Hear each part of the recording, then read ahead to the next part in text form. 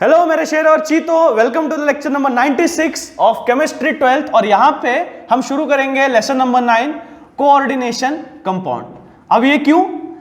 सबसे पहले तो अब चालू करने वाले थे हम अमाइंस को लेकर के, लेकिन दोनों में पोलिंग हुई अच्छे से और कमेंट सेक्शन में आप देख सकते हो भर भर के coordination compound sir, coordination compound sir, coordination compounds, इस चीज को लेकर के बहुत सारी चीजें हुई। तो पोल विजेता थे कोऑर्डिनेशन कंपाउंड्स के ज्यादा, इसीलिए हम आज स्टार्ट करेंगे, ठीक है, अमाइंस के बदले कोऑर्डिनेशन कंपाउंड्स। ठीक है, तो सबसे पहली बात तो आज इंट्रोडक्शन लेंगे। बड़ा ही आसान सा चैप्टर है, बड़ा ही मजेदार चैप्टर है, नई नई चीजें सीखने को मिलेंगी। अब केमिस्ट्री है तो हर चीज में मिस्ट्री है, हर चीज में एल्केमी है, तो सीखने को तो बहुत कुछ मिलेगा। Lesson number 9 coordination compounds. ठीक है, सबसे पहले बेसिक्स से स्टार्ट करते हैं। बेसिक्स आपको इसके बारे में इतना ही जानना है कि इसका इस्तेमाल कहां का होता है। ठीक है, इस्तेमाल अब देखें, सबसे पहले तो कई सारे सेक्टर्स हैं हमारे माइक्रोबायोलॉजी में, ठीक है, दूसरा तो मेडिसिनल में, यानी कि ठीक है मेडिकल साइंसेज में बहुत ज़्यादा होता है। उसके बाद ऑटोमोबाइल्स में, और इसमें इंक्लूड कर देंगे एरोनॉटिक्स में बहुत ज़्यादा इस्तेमाल होता है। ठीक है, और फिर उसके बाद इस्तेमाल होता है ज़्यादा से ज़्यादा बेसिक सर्जरीज में, जो कि फिर वो आ जाएगा मेडिकल साइंसेज में ही। तो इन 3-4 सेक्टर में गिन चुन के कोऑर्डिनेशन कंपाउंड्स का बहुत ज़्यादा इस्तेमाल होता है, क्योंकि स्मॉलर फ्रैक्शंस में आते हैं कई सारे, है ना, बहुत स्मॉल फ्रैक्शन में बनते हैं, और ये कॉम्प्लेक्स कंपाउंड एक तरह के हम इनको कह सकते हैं, कॉम्प्लेक्स कंपाउंड। जैसे यहाँ पे सीधा साधा एक एग्जाम्पल दिया गया है कि केमोथेरेपी में, है ना, केमोथेरेपी में एक ड्रग है जिसका नाम है सिस्प्लास्टिन। ओके, जिसका नाम है सिस्प्लास्टिन। फिजियोथेरेपी में भी, जब फिजियोथेरेपी घुटनों की होती है, एल्बोस की होती है, मसल इंजरी अगर हो जाती है, तो एक तरह का जेल इस्तेमाल करते हैं। उसमें भी ऐसे तरह के जो अलग अलग कई प्रकार के ड्रग है, जो सारे के सारे कोऑर्डिनेशन कंपाउंड्स हैं, उसमें कई बार इस्तेमाल होते हैं। तो एक केमोथेरेपी ड्रग है सिस्प्लास्टिन, जिसमें हमने देखा उसका स्ट्रक्चर यहाँ पे दिया गया है, प्लैटिनम और NH3 के यहाँ पे 2 मॉलिक्यूल्स हैं, Cl2 के 2 मॉलिक्यूल्स हैं। ये एक बेसिक कॉम्प्लेक्स फॉर्मूला है सिस्प्लास्टिन का। अब इसको कॉम्प्लेक्स कंपाउंड क्यों बोलेंगे? क्योंकि आप देख सकते हैं अटैचमेंट्स में 3 से 4 एटम है जो कि एक साथ बॉन्डेड है, और नंबर ऑफ एटम्स एक नहीं है, मल्टीपल नंबर ऑफ एटम्स है साथ में। ओके, और ये बेसिक फॉर्मूला है सिस्प्लास्टिन का। तो कोऑर्डिनेशन कंपाउंड बेसिकली होता क्या है, उसमें एक सेंट्रल मेटल एटम होगा, एक सेंट्रल मेटल आयन होगा बेसिकली, क्योंकि उसके इलेक्ट्रॉन ऑक्टेट कंप्लीटली फिल नहीं होते, इसी वजह से इस सेंट्रल मेटल आयन को घेरे हुए कुछ नंबर ऑफ आयंस होते हैं। ठीक है, नंबर ऑफ आयंस और एटम्स जो घेरे हुए होते हैं, जो इसको इलेक्ट्रॉन पेयर डोनेट करते हैं अपने। ठीक है, और आपस में शेयरिंग के कारण, लिंकेज के कारण ये कोऑर्डिनेशन कॉम्प्लेक्स स्टेबल हो जाता है, जिसको स्क्वायर ब्रैकेट से रिप्रेजेंट करते हैं। नहीं, इस चीज को नहीं, जब फॉर्मूला लिखेंगे तब। तो फिलहाल एक सेंट्रल मेटल एटम होगा, एक सेंट्रल मेटल आयन होगा, और नंबर ऑफ आयंस और एटम्स उसको घेरे हुए होंगे, जिसको हम कहते हैं लिगैंड्स। ठीक है, जिसको लिगैंड्स कहते हैं हम लोग, और इसको लिगैंड्स ही प्रोनाउंस करना है, ऐसे ही प्रोनाउंस करना है, लिगैंड्स को लिगैंड्स ही बोलना है। ठीक है, लाइगैंड्स, ऐसे बहुत सारे ये सब अलग अलग प्रकार के प्रोनाउंसिएशन है, आप लोग लिगैंड्स ही बोलना है इसको, क्योंकि because that's the right pronunciation. So basic में इतना ही। कोऑर्डिनेशन कंपाउंड्स के बारे में बेसिक्स में आपको और जानने की जरूरत नहीं है डेप्थ में, क्योंकि बेसिकली कोऑर्डिनेशन कंपाउंड्स में इसको कलर कैसे आता है, इसकी वैलेंसी में कैसे फर्क पड़ता है, ऑक्सीडेशन नंबर में क्या क्या चेंजेस होते हैं, और वापस चीज़ों को स्ट्रक्चर्स में कैसे लिख सकते हो आप लोग, या किसी भी सेंट्रल मेटल एटम का कोऑर्डिनेशन नंबर कैसे कैलकुलेट करना है, चार्ज नंबर कैसे कैलकुलेट करना है, ये सारी चीज़ें बेसिक में आपको इस चैप्टर में आएंगी, जो कि आपको 12th के हिसाब से, एग्जाम के हिसाब से, या फिर जेई नीट के प्रिपरेशन, कॉम्पिटिटिव एग्जाम्स को ले लो, उसके हिसाब से भी प्रिफरेबली ओके। ठीक है, तो कोऑर्डिनेशन कंपाउंड्स के बेसिक्स में सिर्फ इतना ही। बढ़ते हैं आगे। जैसा कि मैंने बोला, आपको 2 चीजें याद रखना बहुत ज्यादा जरूरी है, एक कोऑर्डिनेशन नंबर और उसके बाद एक चार्ज नंबर। अब इन 2 चीजों को बाद में लेंगे। सबसे पहले तो सेंट्रल मेटल आयन। अब सेंट्रल मेटल आयन और लिगैंड जो होते हैं, वो एक दूसरे के साथ ऐसे बिहेव करते हैं जैसे हम लोग ने देखा था लुईस एसिड्स और लुईस बेसिस। इन दोनों को थोड़ा सा रिवाइज करना, याद करना, है ना। इसको हमने लिया था कुछ 12-13 लेक्चर्स हुए होंगे। उसके बाद इस चैप्टर को हमने शुरू किया था जहां पे Arrhenius law, salts and acids, उसके बारे में हमने पढ़ा था, जहां पे Lewis acids, Lewis bases, Arrhenius acids है ना, उनके बारे में पढ़ा था। और लुईस ब्रोंस्टेड थ्योरी के अनुसार लुईस एसिड यानी कि वो होते हैं जो इलेक्ट्रॉन पेयर को क्या करते हैं, इलेक्ट्रॉन पेयर को एक्सेप्ट करते हैं, और लुईस बेस वो होते हैं जो इलेक्ट्रॉन पेयर डोनेट करते हैं, है ना। इसको विस्तार में हमने सीखा था कहां पे, वहां पे लेक्चर में जो चैप्टर नंबर के साथ आपको मिलेगा, इसी लेक्चर सीरीज में आप लोग उसको रिवाइज कर सकते हो। तो लुईस एसिड्स यानी कि क्या, इलेक्ट्रॉन पेयर एक्सेप्ट करते हैं, electron pair Lewis bases donate करते हैं। उसी तरह से सेंट्रल मेटल है आयन क्या करता है, इलेक्ट्रॉन पेयर एक्सेप्ट करता है, लिगैंड क्या करता है, इलेक्ट्रॉन पेयर डोनेट करता है। Now here you need to remember electron pair यानी कि 2 इलेक्ट्रॉन साथ में जाएंगे, ठीक है। आसान है, बहुत आसान है, सिंपल है।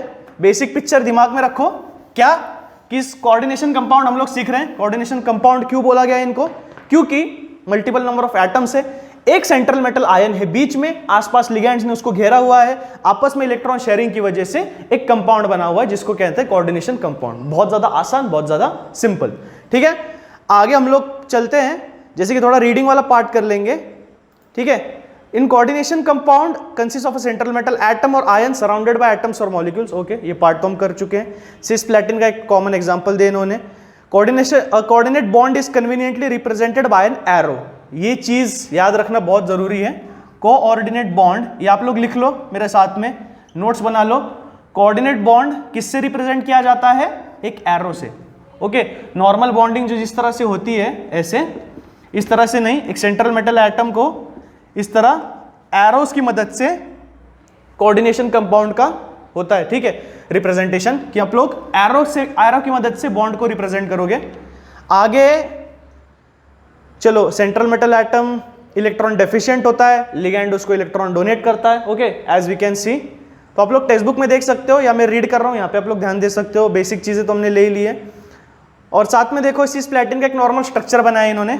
प्लैटिनम आयन बीच में सेंट्रल मेटल आयन का काम कर रहा है, जैसे NH3 2 एडजेसेंट, और उसी एडजेसेंट रूप में Cl भी है, जिनके पास 2 इलेक्ट्रॉन के पेयर है इसको डोनेट करने के लिए, ठीक है। अब ये जितना इलेक्ट्रॉन डेफिशिएंट होगा उतना इसको डोनेट करेंगे, और स्क्वायर ब्रैकेट करके एक बाहर चार्ज आ जाएगा, इसको जिसको कहते हैं चार्ज नंबर। ओके, उसको हम आगे चल के देखेंगे चार्ज नंबर आता कैसे, या अगर चार्ज नंबर नहीं भी होगा तो अंदर वाले एटम्स की मदद से चार्ज नंबर कैलकुलेट कैसे करेंगे। Okay, can you recall what are Lewis acids and Lewis bases. Okay, we have recalled just now. If you want to see it properly, आप लोग फिर से लेक्चर देखना। अब टाइप्स ऑफ लिगैंड्स बहुत ज्यादा इंपॉर्टेंट। क्लासिफिकेशन देखो, इनके 2 तरह के क्लासिफिकेशन है, एक मोनोडेंटेड लिगैंड्स और एक पॉलीडेंटेड, ठीक है। अब लिगैंड 2 प्रकार के होते हैं। लिगैंड यानी कि क्या बोला मैंने, जो जुड़े हुए हैं सेंट्रल मेटल एटम के, यानी कि सेंट्रल मेटल एटम को जो दान दाता कर रहे हैं, मतलब डोनेट कर रहे हैं, इलेक्ट्रॉन दे रहे हैं, ठीक है, उसके टाइप हम लोग देख रहे हैं। लिगैंड्स के 2 टाइप्स हैं, मोनो और पॉली, ठीक है। पॉली में भी 2 टाइप होंगे, बाय, ट्राई, ठीक है। अब मोनो में देखो, बेसिकली लिगैंड के 2 टाइप उस बेसिस पे डिवाइड किए इनको, उस बेसिस पे क्लासिफिकेशन इनका, कि मोनो में क्या होता है, एक जो सिंगल एटम है वो सिंगल एटम ही रिस्पॉन्सिबल होता है इलेक्ट्रॉन देने के लिए, ठीक है। यानी कि 2 या 3 4 मल्टीपल एटम्स जितने भी हो, एटम्स ज्यादा नहीं होते, एक ही एटम होता है और वही रिस्पॉन्सिबल होता है इलेक्ट्रॉन डोनेट करने के लिए, इलेक्ट्रॉन पेयर डोनेट करने के लिए। लेकिन पॉली में होता क्या है, बाय और ट्राई, यानी कि मल्टीपल एटम्स होते हैं और सारे एटम्स की तरफ से क्या होता है, इलेक्ट्रॉन जाते हैं, किसको, सेंट्रल मेटल एटम को। और एक टाइप है इसका एम्बीडेंटेड लिगैंड्स, ठीक है।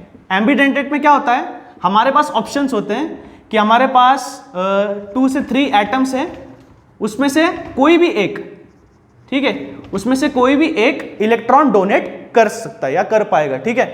तो इस तरह से होता है लिगैंड्स में, मोनो, पॉली और एम्बीडेंटेड लिगैंड्स। 3 टाइप के लिगैंड है। शॉर्ट नोट कई बार आ चुका है और पूछा भी गया है कई बार कई जगह पे, तो इंपॉर्टेंट है, इस चीज को याद रखो। इसी तरह से टेबल बना लो लिगैंड्स में, मोनो, पॉली, एम्बी। मोनो में क्या होता है, अगर इसको अंग्रेजी में पढ़े अच्छे से तो थोड़ा सा अच्छा लगेगा। अब देखो यहाँ पे, monodentate ligand is the one where a single donor atom shares an electron pair. जैसे मैंने बोला, एक सिंगल डोनर एटम होता है जो इलेक्ट्रॉन पेयर क्या करता है, उसको डोनेट करता है, यानी कि एकदम simple coordination compounds monodentate ligand होते हैं, उसमें अटैच्ड होते हैं। इसके एग्जाम्पल्स हैं क्लोरीन जिसके पास एक इलेक्ट्रॉन होता है, OH जिसमें ऑक्सीजन के पास एक इलेक्ट्रॉन होता है, हाइड्रोजन डोनेट नहीं करता इलेक्ट्रॉन जैसे कि आपको पता है। और अगर देखें ये साइनाइड, ठीक है, C ट्रिपल बॉन्ड N, जहां पे हमारे पास N होता है जो इलेक्ट्रॉन डोनेट करता है, कार्बन की तरफ से इलेक्ट्रॉन नहीं जाता। तो ये 3 टाइप के मोनोडेंटेड लिगैंड है जहां पे इलेक्ट्रॉन डोनेशन होता है। पॉली में बाय और ट्राई देखेंगे हम लोग, इसमें इथिलीन डाइअमाइन और इथिलीन डाइअमाइन टेट्राएसीटेट, ये 2 एग्जांपल बहुत ज्यादा इंपॉर्टेंट है। अब इथिलीन डाइअमाइन टेट्राएसीटेट का स्ट्रक्चर आपको याद करना है। इथिलीन डाइअमाइन का तो आपको याद हो जाएगा, इथिलीन नाम से ही पता चलता है, इथिलीन तो 2 कार्बन एटम आ गए मेरे पास, CH2 CH2, इथिलीन डाइअमाइन। अब डाइअमाइन तो क्या हो जाएगा, NH2 NH2, तो ये हो गया मेरे पास इथिलीन डाइअमाइन। और अगर दूसरा स्ट्रक्चर में देखूं, इथिलीन डाइअमाइन, ओके। और अगर दूसरा स्ट्रक्चर में देखूं, अब यहां पे N के पास क्या है, इलेक्ट्रॉन है, जो सारे के सारे इलेक्ट्रॉन डोनेट करेगा ये सेंट्रल मेटल एटम को।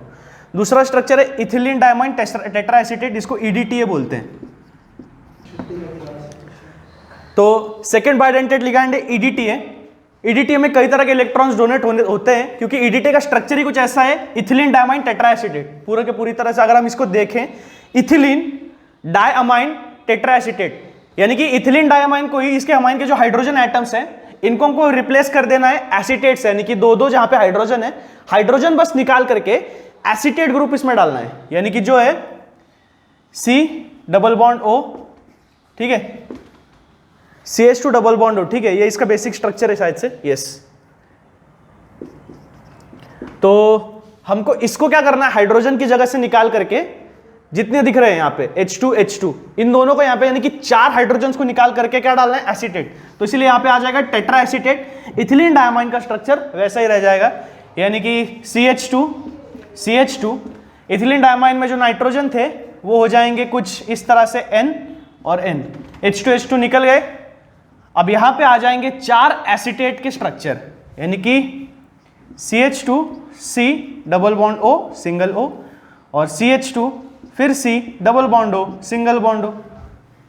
यहां पे भी इसी तरह से कुछ निकालता हूं मैं, CH2 C double bond O single bond O, और CH2 C double bond O single bond O। अब जितने ऑक्सीजन एटम्स दिख रहे हैं, जितने नाइट्रोजन एटम दिख रहे हैं, सारे के सारे हम देख सकते हैं इलेक्ट्रॉन डोनर्स है। क्या है, इलेक्ट्रॉन डोनर्स, ओके, इस तरह से यहां पे नहीं आएगा।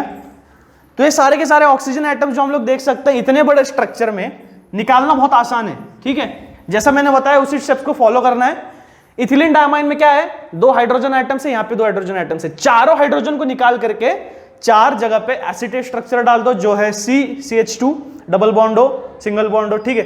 ये आपको याद होगा अच्छे से, क्योंकि ऑर्गेनिक में यही एसीटेट एसीटेट एसीटेट चलता है। फ्रीडल-क्राफ्ट एसाइलेशन, फ्रीडल-क्राफ्ट अल्काइलेशन, उन चीजों में ये चीज रटी हुई है आपकी, ऐसा मुझे लगता है। अब आपको कितना याद है कितना नहीं, क्योंकि देखो EDTA में इस स्ट्रक्चर को ड्रॉ करना है, इसको याद रखना बहुत ज्यादा इंपॉर्टेंट है। EDTA ऐसा तरह का हम कह सकते हैं लिगैंड है जो कि कई सारे कॉमन कोऑर्डिनेशन कॉम्प्लेक्सेस में या कंपाउंड्स में आता ही आता है, कंपल्सरीली आता है। तो आप EDTA को प्लीज मत भूलना, अच्छे से इसको याद रखो।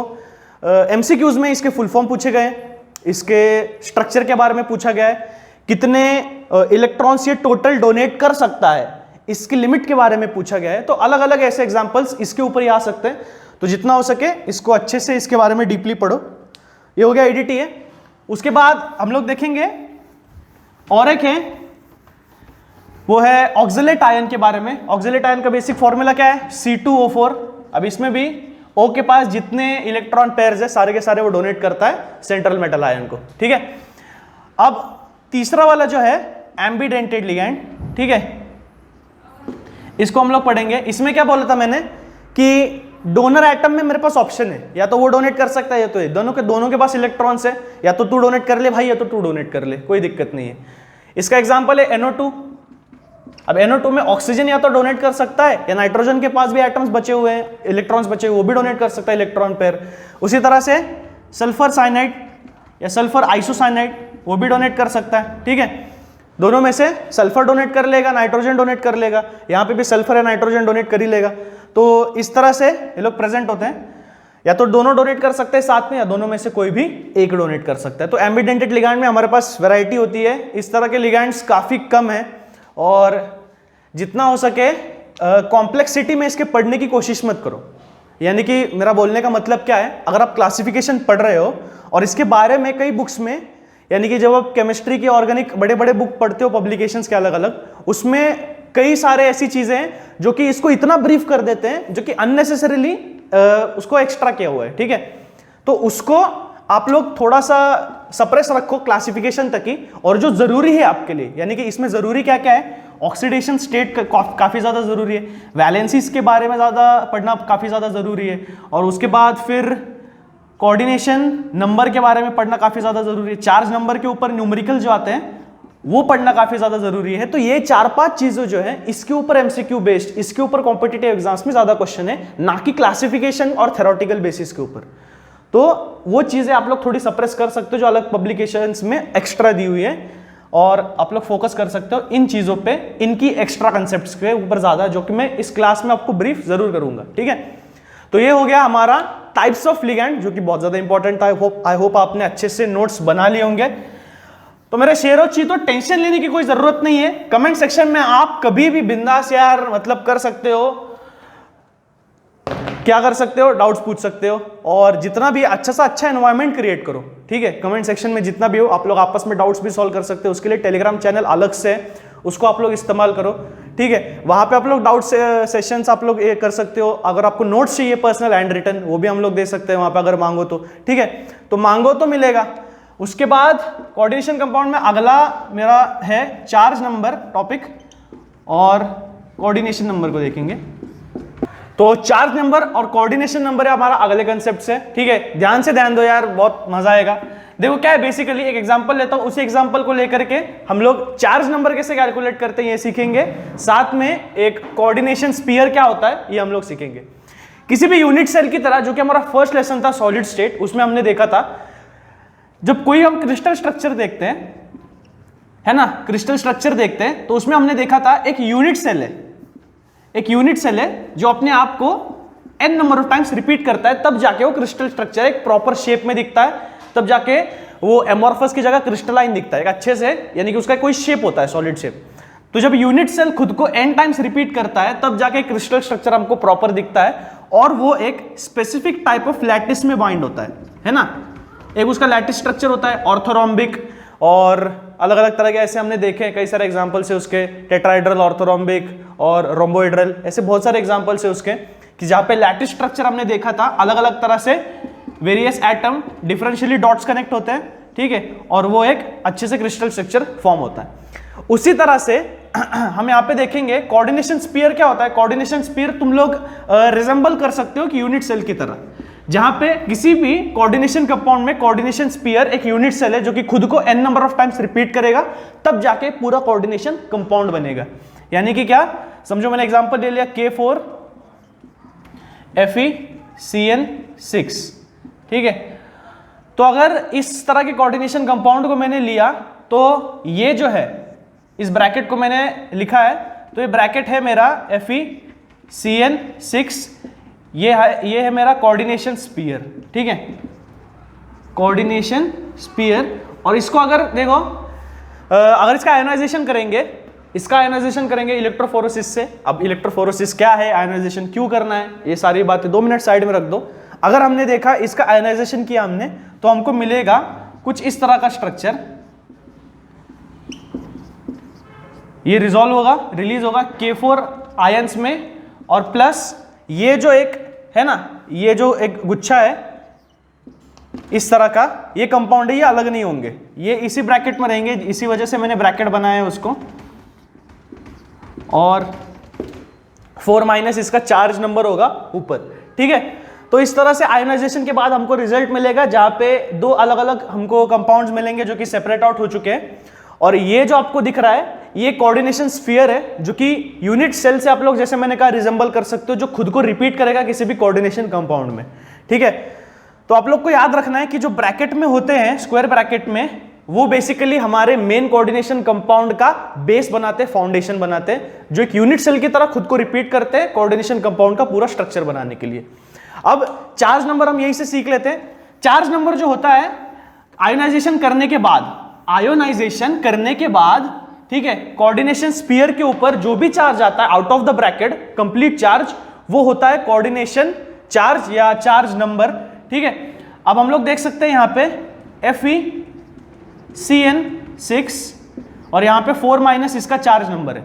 अगर मुझे पता करना है कि Fe का ऑक्सीडेशन स्टेट क्या है, तो मैं यहां से पता कर सकता हूं। कैलकुलेट किस तरह से करते हैं, चार्ज नंबर बेसिक फॉर्मूला है, charge number is equal to oxidation state of central metal ion, ठीक है, सेंट्रल मेटल आयन प्लस क्या, ये जो नंबर ऑफ लिगैंड्स है, ठीक है, charge on number of ligands.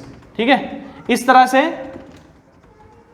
मैं चार्ज नंबर बेसिकली कैलकुलेट कर सकता हूं। बहुत ज्यादा आसान है। चार्ज नंबर यानी कि क्या, इन दोनों के चार्जेस की एडिशन बेसिकली चार्ज नंबर है, अगर देखा जाए तो ओवरऑल। ठीक है, अब इसका मेरे को ऑक्सीडेशन स्टेट पता नहीं है, चार्ज नंबर मेरे पास है -4, ऑक्सीडेशन स्टेट Fe का मेरे को पता नहीं है, और यहां पे CN6 है। अब CN हमने देखा है आता है मोनोडेंटेट में, जो कि सिर्फ एक इलेक्ट्रॉन पेयर डोनेट करेगा, तो यहां पे इसका चार्ज आ जाएगा 6 × -1। तो हम लोग देख सकते हैं oxidation state plus -6 is equal to -4, so -4 + 6 is equal to oxidation state of Fe which is +2। तो यहां पे ऑक्सीडेशन स्टेट ऑफ Fe कितना आ जाएगा, +2। तो इस तरह से आप लोग चार्ज नंबर का फॉर्मूला इस्तेमाल करके किसी भी कोऑर्डिनेशन स्फीयर में उसके सेंट्रल मेटल एटम का ऑक्सीडेशन स्टेट आप लोग निकाल सकते हो, या फिर इन दोनों को इस्तेमाल करके आप लोग चार्ज नंबर कितना होगा वो निकाल सकते हो, जहां पे एग्जांपल दिया भी गया है। तो इस तरह के क्वेश्चंस एमसीक्यूज में बेसिकली पूछे जाते हैं। और आगे का कंसेप्ट है कोऑर्डिनेशन नंबर, यानी कि क्या, जितने भी लिगैंड्स प्रेजेंट है ना, जितने भी लिगैंड्स अंदर प्रेजेंट है जो डोनेट कर रहे हैं अपने इलेक्ट्रॉन्स सेंट्रल मेटल एटम को, so number of ligands present और the number of electron pairs which they are donating, that number is called as coordination number of any coordination compound. So that is basically coordination compound number, और coordination number we can say, जो कि black bold में अच्छे से दिया गया है, आप उसको नोट्स में इन्वॉल्व कर लो अपने। ठीक है, यहाँ पे पूरी डेफिनेशन लिखूंगा नहीं मैं, और अगर इन चीजों में कुछ डाउट आता है बेसिक्स में तो आप लोग जरूर पूछ सकते हो। बाकी का जो है वर्नर थ्योरी और डबल सॉल्ट कोऑर्डिनेशन कॉम्प्लेक्स, उसको हम देखेंगे अगले लेक्चर में, जो कि नाम बड़े और दर्शन काफी छोटे हैं, यानी कि क्या, कि बहुत ज्यादा आसान कंसेप्ट है, बस नाम बड़े बड़े, Werner theory, double salt complex theory, लेकिन कुछ है नहीं उसमें खासा। तो कोऑर्डिनेशन कंपाउंड के आज के लेक्चर को हम लोग यही खत्म करते हैं, लेक्चर नंबर 96 को। लेक्चर नंबर 97 में मिलेंगे 2 थ्योरीज को लेकर के, और फिर उसके बाद आप लोग पढ़ते रहिए, नोट्स बनाते रहिए, जितना डाउट होगा कमेंट सेक्शन में पूछते रहिए, और नेक्स्ट चैप्टर के बारे में प्लीज बताइए। लाइक शेयर सब्सक्राइब करना प्लीज मत भूलिएगा। मिलते हैं अगले लेक्चर में, तब तक के लिए थैंक यू, गुड बाय।